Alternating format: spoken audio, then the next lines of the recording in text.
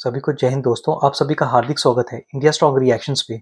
आशा करता हूँ कि आप सभी लोग बहुत अच्छे होंगे। तो आज की इंटरेस्टिंग डिबेट में आप देखेंगे कि इन पाकिस्तानियों को ये बात का डर सता रहा है कि धुरंधर 2 के बाद कहीं भारत ऑपरेशन सिंदूर 2 शुरू ना कर दे, जिससे पूरे पाकिस्तानी घबराए हुए हैं। तो इसी मुद्दे पे आप देखेंगे मुंह फुलाते हुए पाकिस्तानी एनालिस्ट कमर चीमा को, जिसको मुंह तोड़ जवाब देंगे मशहूर पत्रकार आरजू कासमी और एक्सपोज करेंगी पूरे पाकिस्तान को। तो ये वीडियो काफी इंटरेस्टिंग होगी, जहाँ पे ये दोनों बात करेंगे हमारे प्यारे और तगड़े देश भारत के बारे में। तो ये वीडियो अंत तक देखें और चैनल पे नए हैं तो चैनल को सब्सक्राइब कर दें, ताकि हम आपके लिए लेटेस्ट इंपॉर्टेंट और इंटरेस्टिंग वीडियोस लाते रहें। तो चलिए पहले ये वीडियो देखते हैं और अंत में इसके बारे में बात करेंगे। जय हिंद, जय भारत। ना हमारी ईरान से कोई लड़ाई, आप ऐसे ही माहौल बना रही हैं, लड़ पड़ेगा पाकिस्तान ईरान से।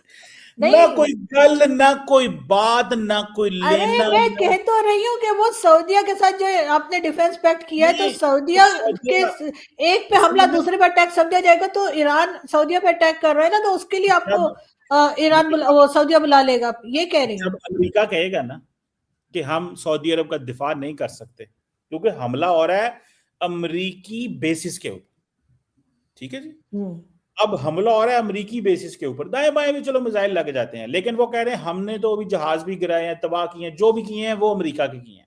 सऊदी अरब का कुछ नहीं उन्होंने बिगाड़ा अभी तक। अमेरिकी बेसिस के ऊपर एरिया तो सऊदी अरेबिया का है ना, या एरिया भी किसी और का है? सुन तो लें। अभी अमेरिका की बेसिस, अमेरिका के जहाज, अमेरिका के ड्रोन, सब कुछ अमेरिका का तबाह हो रहा है क्योंकि उनके आपस में मुआहदे हैं। जब अमेरिका कहेगा हम सऊदी अरब का दिफा नहीं करेंगे, तो फिर इधर से भाई लोग जाएंगे यहाँ से। ठीक है ना, आप फिक्र ना करें मैडम, आपको साथ लेके जाएंगे टैंक के साथ बांध के, और आपको वहां पे फ्रंट लाइन पे खड़ा करना है कि देखें ये जो है ना, ये पूछती थी कि क्या करोगे, तो इनको साथ लेके आए हैं कि ये हम कर रहे हैं। वहां से फोन में भी बता दिएगा, आप तो साथी होंगे, वहीं से आप शो भी कर लिएगा, लाइव शो कर लिएगा वहां से। लेकिन सर मैं तो कह रही हूँ कि वो एरिया तो सऊदिया का ही है ना, जिसके ऊपर अटैक चल रहा है, तो इसमें पाकिस्तान को अपनी बेसिस है। हम अमेरिका की बेसिस सऊदी अरब के जामन तो नहीं है ना, वो तो अमेरिका है। आप बता दिया एमबीएस को बताइए सर, मुझे नहीं, आपने पैसा उनका ले रखा है, मेरा थोड़ी, तो उनको बताइए, इसलिए कि वो बुला के कह रहे इधर आओ, हमारा पैसा तुमने लिया हुआ है और हमारे एरिया में ये अटैक चल रहा है ईरान का। क्योंकि आपने एक बार रिक्वेस्ट भी की है ईरान को पाकिस्तान ने एक बार रिक्वेस्ट भी की है कि जी सऊदी अरेबिया पर अटैक ना किया जाए, ये भी रिकॉर्ड पर है।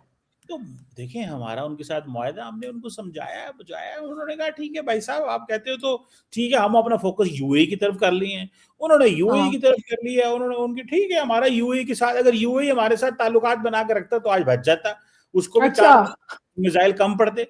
तो यहाँ पे तो इधर तो भाई लोग तो इधर बहुत आगे जा चुके हैं। मैडम आप परेशान क्यों हो जाती हैं? मुझे मतलब जो हमारे साथ ताल्लुकात बनाएगा वो बच जाएगा आपके ख्याल से? आपका क्या बनेगा? आप क्या कैसे सरवाइव करेंगे मैडम? सर वैसे ही जैसे ऑपरेशन सिंदूर में किया था सर, उससे ज्यादा तो अटैक नहीं होगा ना, जो आपके पूरी कहाँ पर अटैक हो गया था सर, हमें तो आदत है।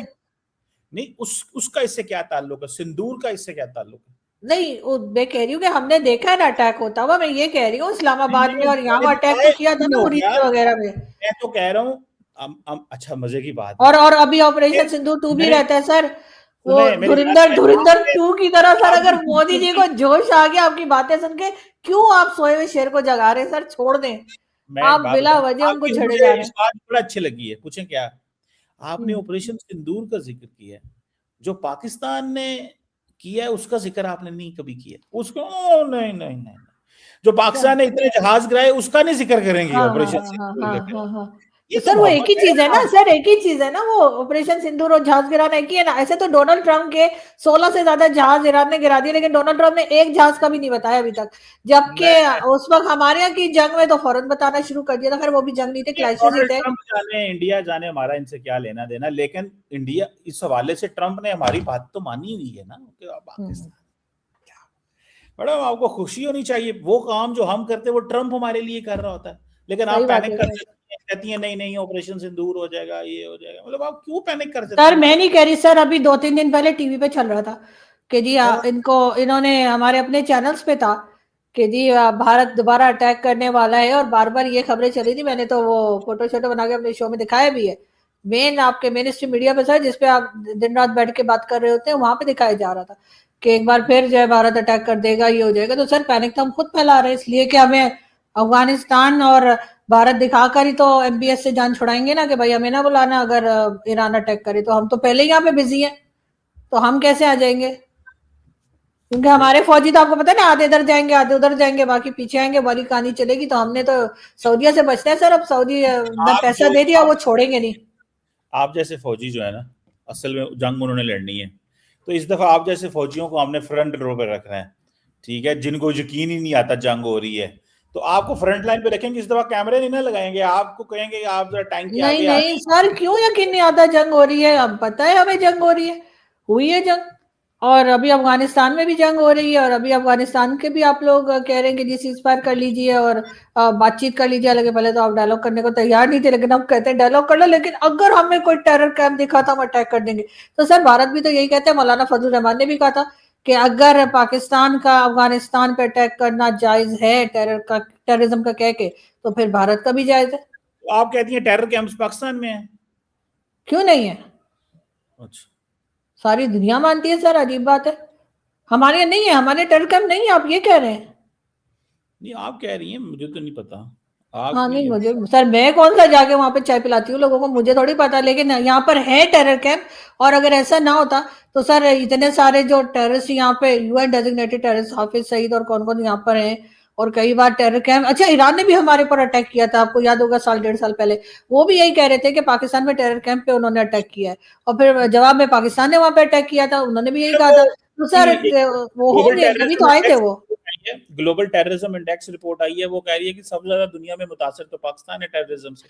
हाँ आप तो कह रही जाहिर हैं है सर, हम बनाएंगे तो सर फिर हमारे यहाँ ही फिर फटेंगे भी हमारे यही ना। प्रॉब्लम ये है कि हम सालों उनको सपोर्ट करते रहे, बनाते रहे। हमारा ख्याल था कि फलस्तीन में और कश्मीर में और कहीं और जाकर ये टेररिज्म होगी, लेकिन जब जाहिर है बढ़ गई, हमारे ऊपर आ गई, तो अब हमें ख्याल आया कि अब हम इन्हें कंट्रोल करें। वरना पहले जब तक जनरल परवेज मुशर्रफ की बुक में भी है, उनके इंटरव्यू में भी है कि उन्होंने कहा कि हमने बनाए जिहादी, हमने फलस्तीन के लिए बनाए, हमने कश्मीर के लिए बनाए। सर ख्वाजा आसिफ साहब अभी आपके डिफेंस मिनिस्टर कह रहे थे 30 साल हमने मिलिटेंट्स को पाला, पैसों के लिए, डॉलर के लिए। सर आपके बिलावल भुट्टो जरदारी का स्टेटमेंट है, उन्होंने कहा है अभी कुछ 1 साल 1.5 साल पहले कि हाँ पाकिस्तान ने जो है वो गलतियां की हैं, हमारा एक माजी रहा है। हमारा सर माजी नहीं रहा, हमारा प्रेजेंट भी वही है। लेकिन मुसीबत ये कि हम मानते नहीं है। अगर हम यहाँ पर अपने सफाई शुरू करें और ये टेररिज्म को हम खत्म करें तो सर हम उसमें से निकल आएंगे। अब ये कहना सर, अगर कोई सुसाइड बॉम्बर जाके कहीं फट जाता है तो वो ये नहीं कह सकता कि ओहो मैं तो मर ही गया, मैंने तो इनको मारना था। सर हमारा वो हाल हो रहा है, हमने जो बनाए थे वो आज हमारी सर पे फट रहे हैं, और उसके बाद इंडेक्स में हम सबसे ऊपर आ गए, तो हम कह रहे हो देखो जी सबसे ज्यादा तो हम ही अफेक्टेड है। तो सर हमने जो बनाया, जो बोया वही काट रहे हैं ना। अब आपको अच्छा नहीं लगेगा।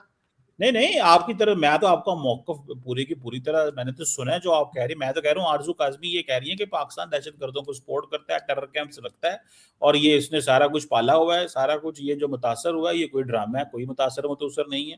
इनको आपने रखा था, अब ये आपके ऊपर फट रहे हैं, तो मतलब that is your perspective and narrative. हाँ तो सर इनको नहीं सपोर्ट करना चाहिए था ना, ये क्यों सपोर्ट करते रहे हैं? तो जाहिर है अब अगर ये सफाई करना शुरू भी करेंगे और ईमानदारी से, पूरी ऑनेस्टी से अगर सफाई शुरू करेंगे तो उसमें बरसों लगेंगे, इसलिए कि उन एक एक टेरर कैंप में से या एक एक टेररिस्ट में से कई कई लोग निकल आए होंगे जो नए होंगे, कई 100 लोग और निकल आए होंगे। अब उनको पकड़ना, उनको खत्म करना जो है वो पाकिस्तान के गवर्नमेंट की ड्यूटी है। लेकिन जाहिर है अगर वो ऑनेस्टली करेंगे, बल तो मानते ही नहीं है, हाफिज सईद को नहीं मानते, नहीं नहीं वो तो बिल्कुल टेररिस्ट नहीं है, और इसी तरह के जितने लोग हैं उन सबको तो हम कहते हैं नहीं वो तो बड़ा कोई भलाई का काम कर रहे हैं इस्लाम के लिए। तो सर इस वजह से पाकिस्तान इस वक्त भुगत रहा है कि जाहिर है कि वो चीजें जो हम दूसरों के लिए समझ रहे थे अब हमारे ऊपर पड़ गई हैं। अगर हम अभी भी सफाई शुरू करें और अभी भी हम ऑनेस्टली काम करें तो हम उस प्रॉब्लम में से निकल आएंगे, लेकिन हम माने तब ना। चले madam, thank you very much आपके टाइम का, आपके मौकफ का और आपके एनालिसिस का बहुत शुक्रिया। बहुत शुक्रिया सर, थैंक यू।